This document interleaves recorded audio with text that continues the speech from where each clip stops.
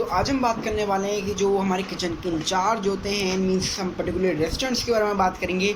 वो इंचार्ज कोई भी हो सकता है, आपका एग्जीक्यूटिव शेफ़ हो, शू शेफ़ हो, सीडीपी हो, कोई भी जो इंचार्ज हैं, ठीक है, उनका क्या काम होता है और उनकी बहुत सारी रिस्पॉन्सिबिलिटीज़ होती हैं जो उनको अपने जैसे अपने स्टाफ को जो है प्रॉपर उनको मेंटेन करके रखना पड़ता है। लाइक सपोज अगर आप किचन के अंदर काम कर रहे हैं और आप उस किचन के इंचार्ज हैं, तो आपके अंदर ऑफ कोर्स यार कॉमीज होंगे, शेफ्स होंगे जो काम कर रहे होंगे, तो आपको वो चीज़ें हैं, कुछ आपकी रिस्पॉन्सिबिलिटीज़ हैं, ठीक है, जिनके बारे में आपको जो है वो ध्यान रखना पड़ता है। अगर आप अपने किचन के हेड हैं या फिर इंचार्ज हैं या फिर फ्यूचर में कभी बनेंगे, तो आपको पता होना चाहिए कि आपकी रिस्पॉन्सिबिलिटीज़ क्या हैं, आप क्या क्या काम करते हैं, आपको किन किन चीज़ों को अपने किचन में देखना है, क्योंकि आपके अंडर बहुत सारे कॉमीज़ और शेफ्स काम करते हैं, तो आपके कंधों पर एक रिस्पॉन्सिबिलिटी आ जाती है। आज हम इसी वर्क और रिस्पॉन्सिबिलिटीज़ के बारे में पढ़ने वाले हैं। तो जो सबसे फर्स्ट रिस्पॉन्सिबिलिटी होती है किचन इंचार्ज की, किचन के इंचार्ज की, वो होती है लीडरशिप। आपके अंदर एक लीडरशिप होनी चाहिए, एक लीडरशिप वाला एटीट्यूड ज़रूर होना चाहिए, क्योंकि आपको अपने अपने साथ साथ भी अपने जो टीम है उनको भी आगे ले जाना पड़ता है, उनका फ्यूचर भी देखना पड़ता है। जैसे आपके पास भाई एक पार्टी का ऑर्डर आया फिर फंक्शन का, तो अगर आप किचन में खाना बना रहे हो तो ऐसा नहीं है कि बस आपको भाई अपना ही काम निकलवाना है अपनी टीम से, नहीं, आपको अपनी पूरी टीम के बारे में अच्छे से सोचना है, उनकी भलाई के लिए, उनके फ्यूचर के लिए, कि भाई उनको सीखने का मौका मिले, ठीक है। और ये चीज़ें, और आप में एक मीन्स ना एक लीडरशिप स्किल्स होनी चाहिए। आपको खाली उनको जो है कंट्रोल खाली दिमाग से ही नहीं करना, बल्कि उनको दिल से भी कंट्रोल करना है, उनको दिल से भी अपनापन महसूस कराना है। ऐसा नहीं कि भाई हम चिल्ला के उन पर तेज काम कराना, नहीं भाई, दिल से एक अटैचमेंट बनाओ अपने जो आपके अंडर काम कर रहे हैं उनके साथ, जिससे वो आपकी बात माने और आपको अपना पूरा का पूरा जो बेस्ट है 100% लगा के वर्क दें। तो उसमें आपको भी मज़ा आएगा कि भाई मेरी जो देखो भाई टीम है जो इतना आगे बढ़ रही है, आपकी टीम आगे बढ़ेगी और आपको भी मज़ा आएगा। सपोज़ जैसे कि भाई आपने भाई उनसे कहा कि भाई हमको 2 घंटे आज एक्स्ट्रा काम करना है, 4 घंटे करना है, 5 घंटे करना है, तो वो ऐसा ना ज़बरदस्ती आके ना करें, वो दिल से करें वो काम, जब मज़ा आएगा उस चीज़ में, है ना। तो उसके लिए आपके पास एक लीडरशिप की स्किल होनी चाहिए, लीडर स्किल होनी चाहिए आपके पास। आप एक अच्छे लीडर होने चाहिए हो जो अपनी टीम को प्रॉपर गाइड करता है, उनके बारे में सोचता है, ये चीज़ें चाहिए आपको एज इंचार्ज अगर आप किचन में काम कर रहे हो तो भाई आपको ना बहुत सारे लोगों से काम करवाना होता है। जैसे कि भाई आपके नीचे ट्रेनीज़ भी होते हैं, कॉमीज़ भी होते हैं, डीसीडीपी या सीडीपी, ठीक है, तो और भी अदर शेफ्स होते हैं। आपको उन लोगों से भी काम निकलवाना है, काम करवाना है, तो उसके लिए आपके पास एक लीडरशिप होनी चाहिए, ठीक है। अगर भाई आप में अकड़ है, आप में गुस्सा है, तो भाई एक एटीट्यूड है या एक वैसा अहंकार है, ठीक है, एटीट्यूड होना चाहिए, लीडरशिप का एटीट्यूड होना चाहिए, लेकिन ऐसा होना चाहिए कि भाई लोग आपकी बात दिल से माने, ये वाला एटीट्यूड नहीं। अगर आपके अंदर अहंकार होता है या फिर एक अकड़ होती है, ठीक है, आप किसी से अच्छे से बात नहीं करते, ठीक है, तो कोई भी आपकी बात नहीं मानेगा। आपकी टीम में अगर कोई मानेगा भी तो दिल से काम नहीं करेगा, जो कि अच्छी चीज़ नहीं है। या फिर आपको भी सोचना चाहिए भाई कोई दिल से काम क्यों नहीं कर रहा है, सब लोग अपना 100% क्यों नहीं दे रहे हैं, कोई मेरी बात क्यों नहीं सुन रहा है। उस चीज़ के लिए आपका बिहेवियर बहुत अच्छा होना चाहिए, आप सबसे सॉफ्टली स्पोकन होने चाहिए हो, ठीक है। तो उससे क्या होता है कि लीडरशिप की स्किल जागती है, लोग आपको ऐसा लीडर देखते हैं, आप खुद लीडर नहीं बनते, लोग आपको लीडर बनाते हैं, समझ रहे हो आप। और दूसरी रिस्पॉन्सिबिलिटी आती है भाई किचन को जो मैनेज करता है, उनका जो इंचार्ज होता है, उसकी आती है scheduling of kitchen staff. Scheduling of kitchen staff का मीनिंग है कि जो भी सारे एक रोस्टर होता है, मीन्स जो किचन के स्टाफ का टाइमिंग है कि भाई ये इतने से काम करेंगे, ये इतने से काम करेंगे, इतने बजे से इतने बजे तक, ये सारी चीज़ें जो हैं आपको एक अच्छे से प्रॉपर प्लान करनी पड़ती है, आपकी ड्यूटी होती है। आप इसको अच्छे से बनाएंगे, अगर एक आप अच्छे से स्केड्यूल बनाएंगे अपने जो किचन स्टाफ है, तो सभी लोग जो हैं खुशी खुशी काम कर पाएंगे, सभी जो अपनी ड्यूटीज़ को हैं अच्छे से फुलफिल करेंगे अपने टाइम के हिसाब से। सपोज भाई अगर आपके पास एक बड़ी पार्टी या फिर छोटी पार्टी का भी ऑर्डर आया और अगर आपको रात को काम करते करते 12 बज गए, 1 बज गए, 2 बज गए, तो आपको पता होना चाहिए भाई जब अगला दिन होगा तो आपको सुबह सुबह शाम को किसकी स्केड्यूल करना है, किसको स्केड्यूल करना है, किस टाइम पे, है ना। तो अगर आपको चीज़ें पता होंगी, अगर आप अपना जो एक स्केड्यूल है किचन स्टाफ का अच्छे से एक बहुत ज़्यादा अच्छे तरीके से बनाएंगे, ठीक है, जिससे भाई सभी जो आपके टीम मेंबर्स हैं खुश रहें, तो आप बहुत अच्छा कर सकते हैं एज अ किचन इंचार्ज।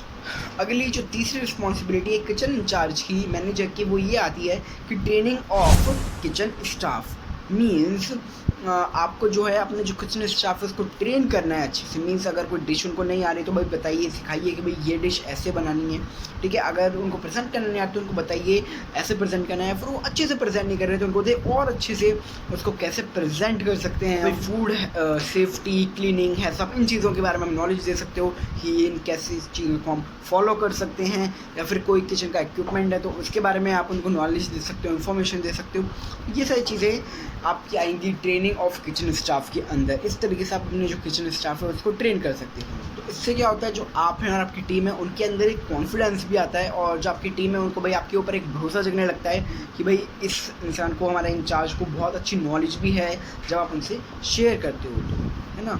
और वैसे भी कहते हैं कि भाई नॉलेज जो है वो बांटने से बढ़ती है। अब भाई ट्रेनिंग देने में ऐसा नहीं होता कि आप गए और उनको ट्रेनिंग दे दी, नहीं, आपको इसके लिए प्रॉपर एक स्केड्यूल बनाना पड़ेगा, ठीक है। आपको पहले भाई माइंड मेकअप करना पड़ेगा कि भाई हम आज ये ट्रेनिंग करेंगे, आज इनको हम ये चीज़ें बताने वाले हैं, ये इन्फॉर्मेशन है, ये नॉलेज है, ये चीज़ें सिखाने वाले हैं, है ना। ये सारी चीज़ें पता होनी चाहिए। अगर आपसे कोई क्वेश्चन पूछ लेते हैं तो आपको उस क्वेश्चन का भी आंसर आना चाहिए। अगली और जो फोर्थ रिस्पॉन्सिबिलिटी आती है किचन इंचार्ज की, वो होती है hiring end of kitchen staff. I know ये थोड़ा हार्ड भी होता है हमारे लिए, हायरिंग करना और फायरिंग करना दोनों ही चीज़ें। देखिए जो हायरिंग करना है ना वो तो हमारे किचन इंचार्ज के हाथों में होता है, और आप क्या समझे थे कि फायर करना भाई रेस्टोरेंट ओनर के हाथ में, नहीं, किचन इंचार्ज के हाथ में ही होता है ना। तो भाई फायर करना वो वाला नहीं, कोई आग लगाना, ओ आग लगा दी किचन में, नहीं भाई, फायर करना मतलब किसी को जॉब से निकालना हो। अब आती है पहले बात हायरिंग की। हायरिंग के बारे में आपको एक प्रॉपर नॉलेज होनी चाहिए कि जिसको आप हायर करना चाहते हो उसमें आपको क्या क्या क्वालिटीज़ देखनी है। आपको जो अपना काम जो चाहिए कि भाई आप वो ये काम करे, तो उसके अंदर क्या वो उस काम को करने की क्वालिटीज़ हैं, क्या वो उस काम को अच्छी तरीके से कर पाएगा, क्या वो उस काम को अपने दिल से कर पाएगा, क्या उसको उस चीज़ के बारे में इंफॉर्मेशन है, ठीक है। तो बहुत सारी चीज़ें होती हैं जो आपको हायरिंग के टाइम पे देखनी होती है। अगर हम फायरिंग की बात करते हैं, देखिए फायर करना वैसे तो बहुत सही बात नहीं है, गलत बात भी, हमारी टीम वर्क पर भी इफेक्ट पड़ता है। लेकिन जब भाई वो जो जिसको हम फायर कर रहे हैं या कोई बंदा जब नाक पे दम कर देता है ना, वो चीज़ों को मानता ही नहीं है, ठीक है, अपना वर्क काम पे नहीं करता, अपना वर्क अच्छे से नहीं करता, तो अपन को उसको फायर करना ही पड़ता है दुखपूर्वक। जैसे हमको खाने को स्टार्ट करना पड़ता है दुखपूर्वक, वैसे हमको उस बंदे को फायर करना पड़ता है दुखपूर्वक, है ना। तो आपको पता होना चाहिए फायरिंग टाइम पे आपको उसको किसको निकालना है, किस टाइम पे निकालना है और क्यों निकालना है, क्या रीज़न है। अगली जो फिफ्थ रिस्पॉन्सिबिलिटी आपकी वो है food safety according to health. As incharge, kitchen incharge, आपको पता होना चाहिए फूड सेफ्टी के बारे में, ठीक है, फूड हाइजीन के बारे में, कि आप अपने खाने को किस तरीके से सिक्योर कर सकते हो, सेफ रख सकते हो और उसको प्रिवेंट कर सकते हो बैक्टीरिया से, मीन्स अपने फूड को। और किसी कस्टमर को आपको ध्यान रखना होता है कि भाई फूड बॉर्न डिसीज़ ना, इसके बारे में आपको पता होना चाहिए हैज़अप के बारे में। और हैज़अप के बारे में तो ऑलरेडी 2 वीडियोज़ बना चुका हूँ, आई नो। अब आपको हैज़अप के बारे में पूरी नॉलेज हो गई होगी। तो अगर आपको हैज़अप के बारे में पता होगा एज ए किचन इंचार्ज, और अगर आपकी जो स्टाफ है, टीम मेंबर्स हैं, उनको नहीं पता तो आप उनको बता सकते हो हैज़अप के बारे में, उनको ट्रेनिंग दे सकते हो कि what is HACCP, how to maintain hygiene in kitchen, how to maintain hygiene in food, है ना, और अबाउट 7 प्रिंसिपल्स ऑफ हैज़अप। बहुत सारी चीज़ें आप मेरी वीडियो देख के को बता सकते हो अगर आपको नहीं पता है तो। And next 6th responsibility as a food incharge है एनालाइजिंग द फूड कॉस्ट। आपको पता होना चाहिए एज इंचार्ज कि भाई इस फूड की कितनी कॉस्ट आ रही है, आपकी सेल कितनी हो रही है, आपका बजट कितना है और कितना प्रॉफिट हो रहा है। एज इंचार्ज आपको ये सारी चीज़ें पता होनी चाहिए। तो इस चीज़ का एक फॉर्मूला भी होता है जिससे आप भाई अपनी कॉस्ट निकाल सकते हो कि भाई कितनी कॉस्ट आ रही है, कितनी सेल्स हो रही है, कितनी प्रॉफिट हो रहा है, कितना बजट है, और ये चीज़ें आपको पता होनी चाहिए एज ए किचन इंचार्ज। और जो नेक्स्ट रिस्पॉन्सिबिलिटी आती है हमारी एज ए किचन इंचार्ज वो है मेन्यू डेवलपमेंट। अप्रॉक्स हमको 6 मंथ्स में जो है मेन्यू को डेवलप करते रहना चाहिए according to our customers requirement. और आपको जो है इसमें जो एक ऑब्जर्वेशन करनी होगी कि भाई आपके कस्टमर्स को कौन सी डिश ज़्यादा पसंद आ रही है। आप इसमें जो है और क्रिएटिविटी दिखा सकते हो अपने मेन्यू में, उस डिशेस में उनको और इनोवेट कर सकते हो, उनको और बेहतर कर सकते हो। और जो डिशेस उनको कम पसंद आ रही हैं या फिर हमारे रेस्टोरेंट में चले ही नहीं रही जो डिश, जिनकी वजह से हमारी जो कॉस्टिंग है वो भी जो गड़बड़ा रही है, उसमें दिक्कत आ रही है, उनको हम हटा देना चाहिए। तो as a chef, as a incharge of the kitchen आपको इसकी बेसिक नॉलेज आनी चाहिए कि हम भाई मेन्यू को कैसे डेवलप करें। नेक्स्ट जो रिस्पॉन्सिबिलिटी होती है एज अ किचन इंचार्ज वो होती है ऑर्डरिंग ऑफ इंग्रेडिएंट इक्विपमेंट्स। जी हाँ, आपको पता होना चाहिए कि आप जो अपने इंग्रेडिएंट्स हैं, इक्विपमेंट्स हैं, उनको कैसे ऑर्डर करते हैं, या हमें किस चीज़ को ऑर्डर करना है, वही आपके जो इंग्रेडिएंट्स जैसे जो आप खाना बनाने में यूज़ करते हैं, और इक्विपमेंट्स जैसे जो आप जिनकी हेल्प से खाना बनाते हो, लाइक हमारा स्पैचुला हो गया, विस्कर हो गया, पैन हो गया ना, ऐसी बहुत सारी चीज़ें होती हैं जो हम किचन में यूज़ करते हैं अपने खाने को बनाने के लिए। आपको इन सब की जो है नॉलेज होनी चाहिए कि भाई हमको क्या ऑर्डर करना है, हम कैसे करते हैं और किस चीज़ को करना है। तो आपको इसलिए ऑर्डर करना आना चाहिए इन सारी चीज़ों को। और आप जो है मैं सलाह देता हूँ सबसे ज़्यादा अपने जो परचेज़र हैं जिनसे आप परचेज़ करते हो या फिर जो डिलीवर करते हैं उनसे जो है रिलेशंस अच्छे बना के रखिए, उनसे जो है कांटेक्ट में रहिए। अगर आप ऐसे करते हैं तो आपके लिए ये काम बहुत ईजी भी हो जाता है। और टाइम टू टाइम आपको जो है ऑर्डर करना पड़ता है, तो आपको प्रॉपर भाई ऑब्जर्वेशन करनी होती है कि भाई ये चीज़ इतनी बच रही है, इन चीज़ों की इतनी कमी हो रही है, या फिर हमको इतनी चाहिए। तो इन चीज़ों के लिए आपको भाई किचन इंचार्ज की यही सारी जो हैं रिस्पॉन्सिबिलिटीज़ होती हैं। और जो मेन और जो लास्ट रिस्पॉन्सिबिलिटी है एज अ किचन इंचार्ज वो होती है हमारी packaging and ordering of all food items.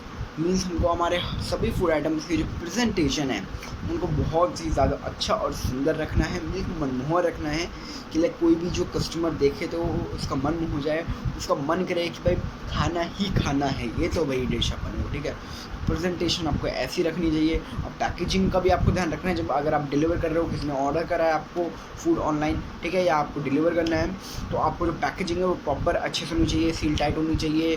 ठीक है, उनको भी आपको एक सुंदर बनाना है। जैसे भाई कुछ लोग मैंने देखे हैं कि भाई जो कंटेनर्स होते हैं, अच्छे अच्छे रेस्टोरेंट्स की मैं बात कर रहा हूँ यहाँ पे, जो कंटेनर्स होते हैं वो खाली जो है एकदम बस गत्ते का रैप सा होता है बिल्कुल। ठीक है, या फिर प्लास्टिक नॉर्मल जो हमारे आते हैं प्लास्टिक के कंटेनर्स, ठीक है, उनको दे देते हैं।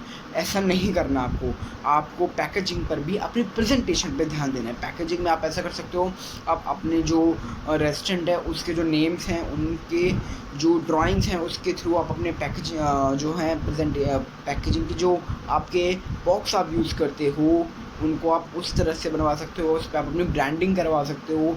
ठीक है, उन पर अपना पोस्टर छपवा सकते हो।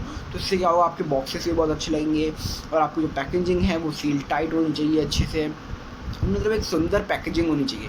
खाने के प्रेजेंटेशन के साथ साथ पैकेजिंग भी बहुत सुंदर होनी चाहिए। इससे आपके कस्टमर के रिव्यू पे बहुत इफ़ेक्ट पड़ता है।